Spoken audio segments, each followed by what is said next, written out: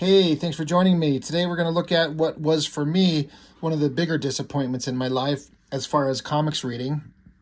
That being specifically that Jim Lee drawing X-Men was the greatest thing to ever happen in the history of ever. Now, as I've gotten older in life, I see it through a different lens. I still enjoy it, but I enjoy his older Uncanny X-Men work more than the regular X-Men title. But at the time, those issues 1 through 10, I guess they were, or 11, were just the greatest thing to come out. I just loved them all. Even though the later issues, as he got into the run, he got a little bit less involved with the art here and there. Other inkers just didn't quite look the same, but still, Jim Lee on X-Men, my God. So what do you do when Jim Lee leaves?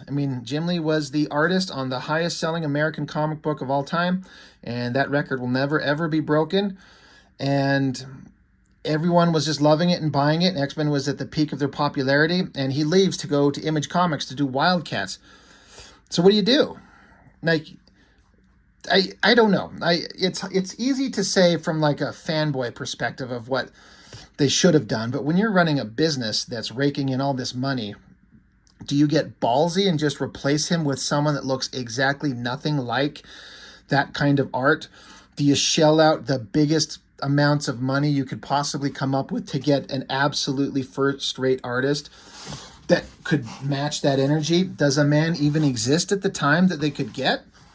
I don't know. There's a lot of, questions that really beg the idea, like, what do you do?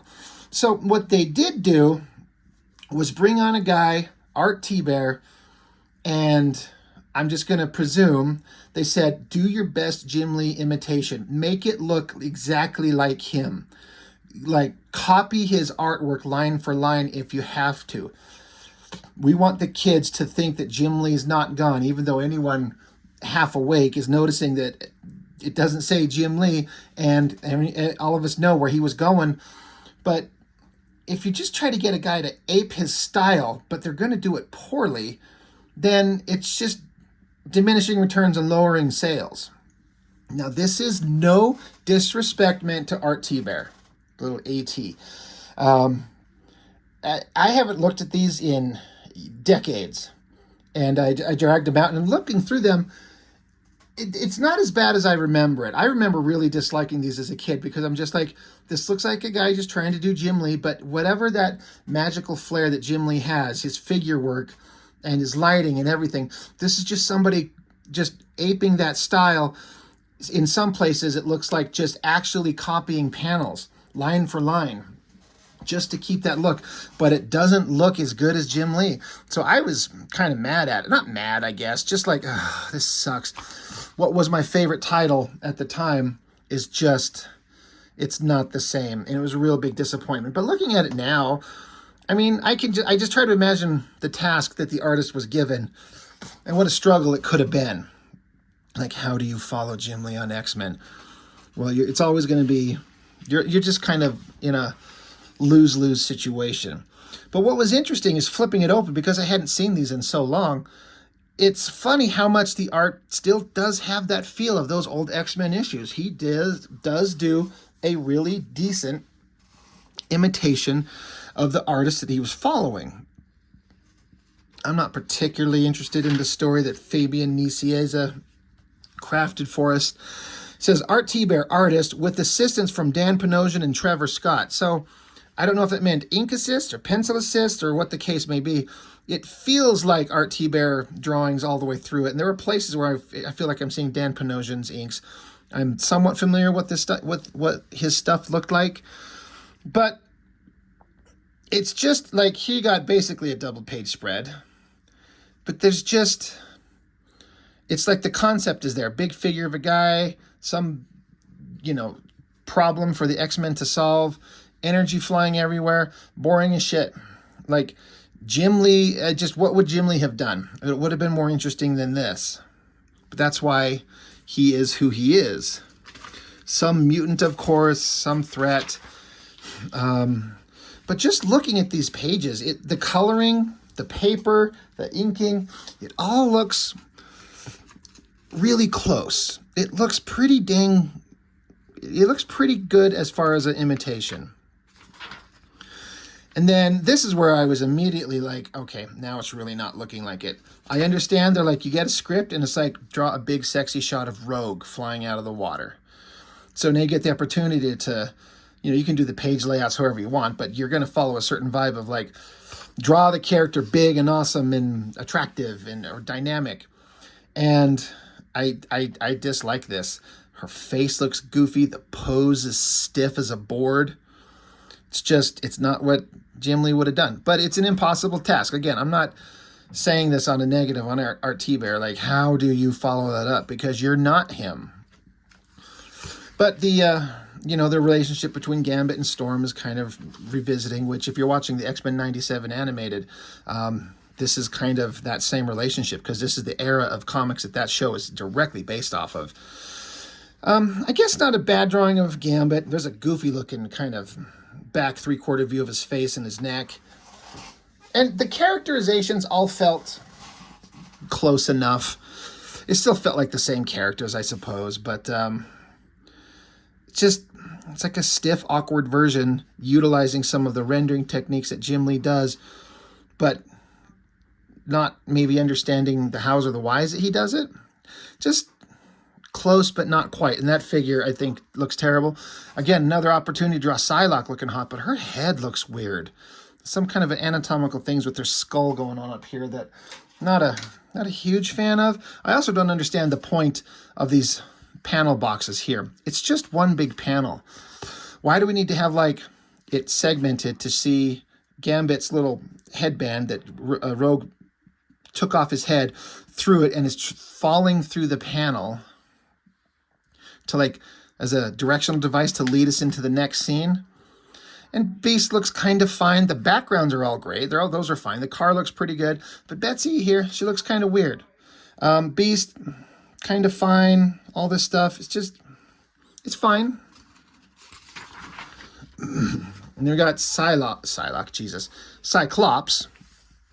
He's been staring at Psylocke's ass, getting a little bit of a little ex-boner, and he's looking at pictures of Jean Grey. Like, I'm supposed to be in love with this super sexy hot redhead, but the super hot Asian warrior babe, she's got a grasp on him, and he's struggling with it. I think it's legitimately like, it's a real human story to be like, as a person, like looking at another human being and going, God, that's an attractive human being. But it should have been resolved in one issue. He's looking at it, he's seeing it, she notices, he has a conversation with the woman he loves, and they get past it, move on. Not this X-Men type storyline where it's just dragged on for years, potentially.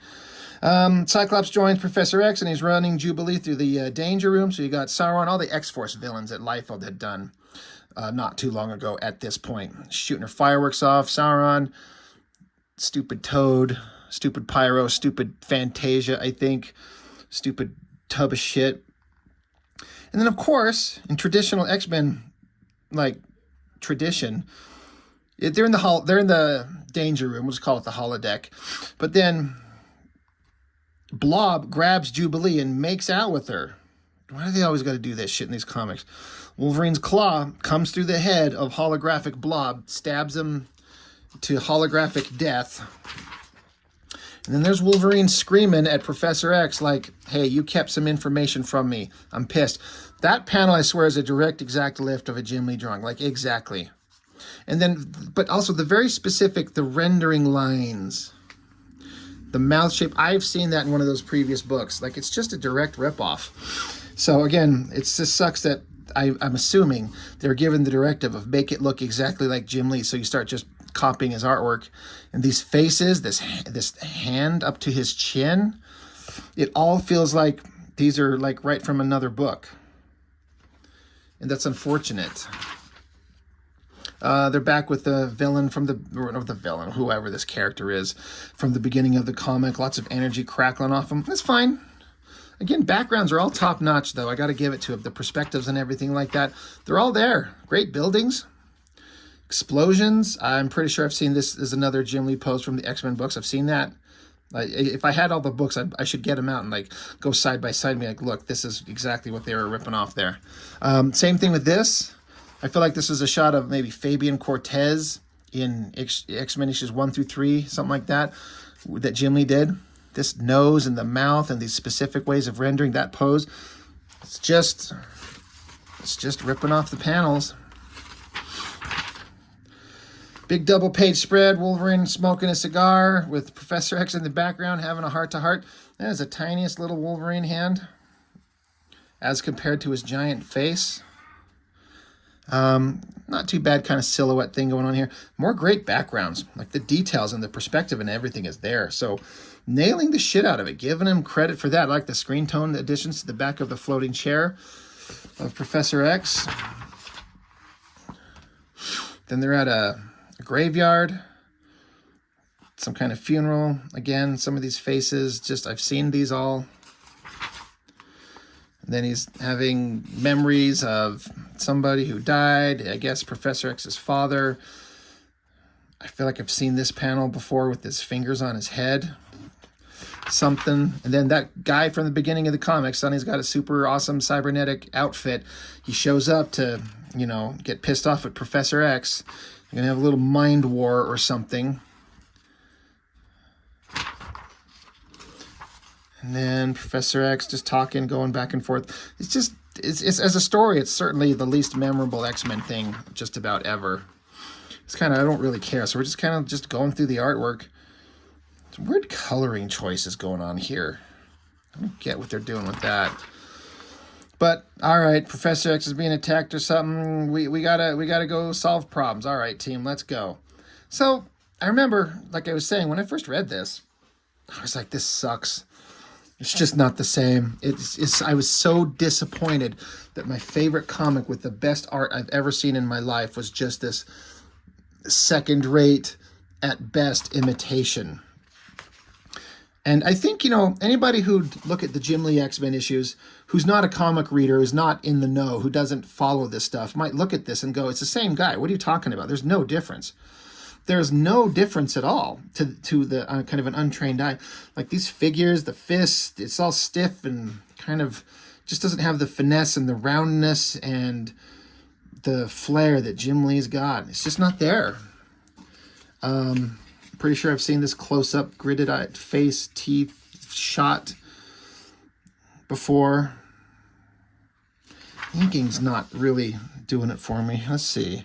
Art Thibert artist, Dan Panosian art assist again. Double page sideways shot. It's fine. It's just, it's not there. I'm not even going to bother turning the book on its side to look at it upright correctly because it's just boring. It's fine, but it's not the same.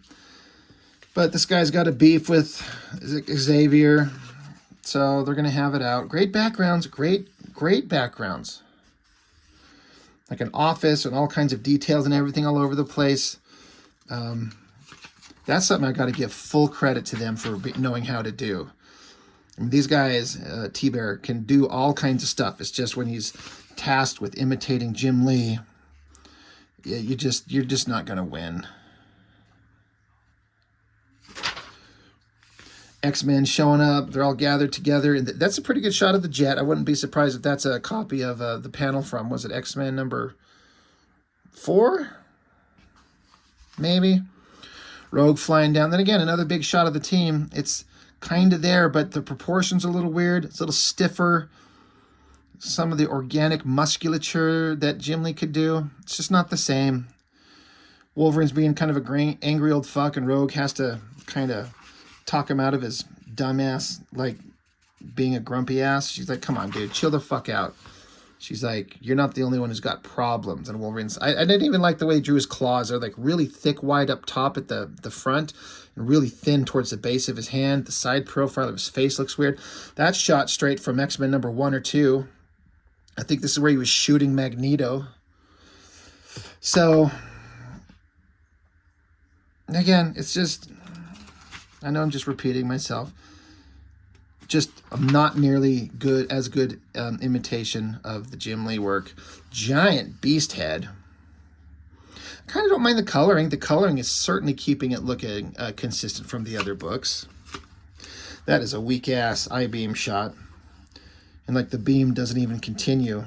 unless it's supposed to be and they didn't color it in. It looks like, I bet you, actually, if we line it up, yeah. I'm going to give that one to the colorist for not coloring the beam as it continued on. It's a shame they didn't put like a glow, like a white in the middle like they did there. Just this flat red. I think it works, but... And again, I'm not too concerned about the story. They're all gathering. This guy's got a problem. Blah, blah, blah. Good shot of the mansion. Kind of a funny conversation between Cannonball and Jubilee here. I kind of didn't mind the dialogue back and forth. That Jubilee looks kind of good.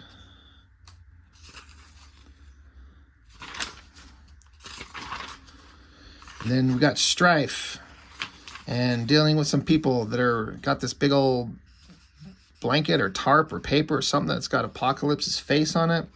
Building towards something big going on there. Big splash page of the team. It's just boring. It's just boring as shit. It's all those things like here's the back three-quarter side view of a guy's face, his shoulder, his fist. Like this energy bursting around the guy's wrist. This is the most boring version of it. Imagine Whilce Portacio drawing this shit with energy crackling off it everywhere. This Wolverine looks thick and stiff and boring. It's just a disappointment. I've definitely seen that shot before. Side view. Pretty sure I've seen that shot of Cyclops running. Beast is kind of fine, but just stiff fighting. So, I don't know. This panel's kind of good. There's some energetic kind of motion and lighting and everything going on there.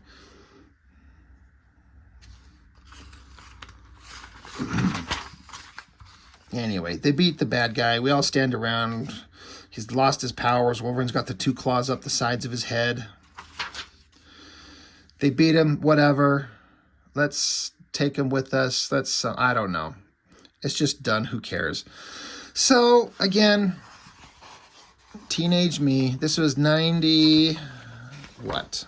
October of 92. So, early teenager, in love with comics, in love with Jim Lee and the X-Men. These things were just, I wish it was better. I really, really do. And again, looking at him now, it's not so bad. But I haven't looked at these in decades. I'll probably never look at them again. I'll relook at Jim Lee X-Men stuff all the time. These I'll never look at again. There's just nothing there. So, and again, I feel bad for Art Thibert because what a job. Follow Jim Lee on the biggest title on the planet. Don't fuck it up. You're like, all right, I'll do my best. So, I guess that's it. I just wanted to kind of give these a look, going through all the X-Men titles. Just not much there. Not much else to say about it, right? Anyway, that's all I've got for now. So thanks for watching. I appreciate it. See you on the next one.